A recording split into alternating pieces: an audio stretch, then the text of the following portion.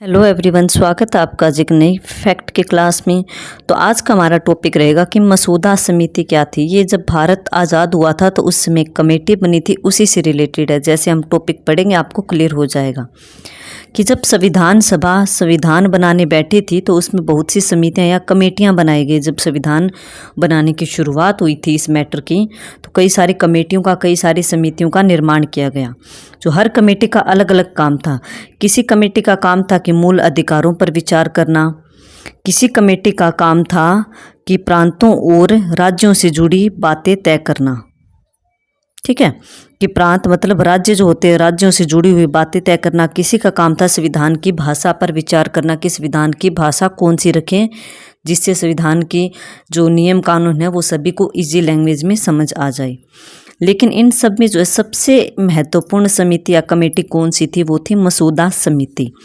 अब हम ये देखें कि मसूदा समिति का काम क्या था। तो संविधान सभा ने बहुत सारी चर्चाएं की। उन चर्चाओं से तय हुए विचारों को जो लिखित रूप दिया था, जिसको कि संविधान में किताब में बदलना इस समिति का काम था। कि जो जो बातें, जो जो नियम कानून बने उस कमेटी में बैठे हुए लोगों के द्वारा बनाए गए, उन विचारों को, उन नियमों को, उन कानूनों को लिखित रूप किसने दिया? इस कमेटी के लोगों ने। उन्हें लिखा, फिर उनको प्रिंट करवाया और लोगों तक पहुंचाया। संविधान सभा की किताब बनी। तो मतलब आप ये मान सकते हो कि इस किताब को बनाना, उस किताब में नियम कानूनों को लिखित रूप देना किस कमेटी का काम था? वो था मसूदा समिति का काम, मसूदा कमेटी का। यानी यह समिति हमारे संविधान का ड्राफ्ट तैयार करती थी। इस समिति का गठन हुआ था 29 अगस्त 1947 को। सबसे मेन अध्यक्ष कौन थे? डॉक्टर भीमराव अंबेडकर। इसीलिए भीमराव अंबेडकर जी को संविधान निर्माता कहा जाता है, क्योंकि उन्हें संविधान से रिलेटेड जो कानून नियम थे उनको लिखित रूप दिया था। इस समिति में जो है टोटल 7 सदस्य थे, जिसमें सबसे मुख्य भीमराव अंबेडकर थे जो कि अध्यक्ष थे। N Gopalaswami Ayyangar, Alladi Krishnaswami Iyer, K M Munshi, Syed Mohammed Saadulla, B L Mittal थे पहले, लेकिन बाद में इनकी डेथ हो गई तो उनकी जगह एन माधवराव आए थे।